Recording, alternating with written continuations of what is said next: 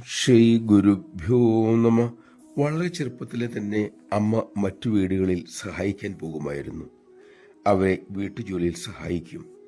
ആ വീട്ടുകാരുടെയൊക്കെ ദുഃഖദുരിതങ്ങൾ കൊണ്ട് അമ്മയ്ക്ക് നൊമ്പരവും ഉണ്ടായിരുന്നു, ചിന്തയും ഉണ്ടായി.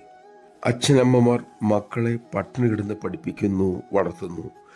മക്കളാകട്ടെ തൻകാലിൽ നിൽക്കാൻ തയ്യാറായി കഴിഞ്ഞാൽ മാതാപിതാക്കളെ അവഗണിക്കുന്നു. അന്ന് അമ്മ ചിന്തിച്ചു, ഇതെന്താണ് ഇങ്ങനെ? എന്തേ എവിടെയും ആരിലും സ്നേഹം കാണാത്തത്? എന്താണ് ഇതിൻ്റെയൊക്കെ കാരണം? തീവ്ര നൊമ്പരത്തോടുകൂടി പലവട്ടം ഇതേക്കുറിച്ച് ചിന്തിച്ചപ്പോൾ ആ ചെറുപ്രായത്തിൽ തന്നെ അമ്മയുടെ അന്ധകരണം മന്ത്രിച്ചു, കർമ്മഫലം. മാനവരാശിയുടെ ദുരിതങ്ങൾക്ക് കാരണം കർമ്മമാണ്, പൂർവകർമ്മങ്ങളുടെ ഫലം.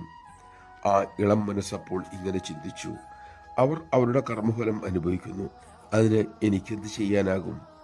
അപ്പോൾ അന്ധകരണം വീണ്ടും മന്ത്രിച്ചു, അതവരുടെ കർമ്മഫലം ആണ്, പക്ഷേ അവരെ രക്ഷിക്കേണ്ടത് എൻ്റെ ധർമ്മമാണ്.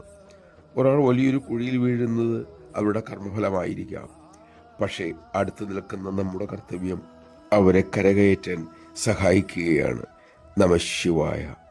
കർത്തവ്യകർമ്മങ്ങൾ വെടിപ്പായി ചെയ്യാനുള്ള ശക്തിക്കായി നമുക്ക് അമ്മയോട് തന്നെ പ്രാർത്ഥിക്കാം.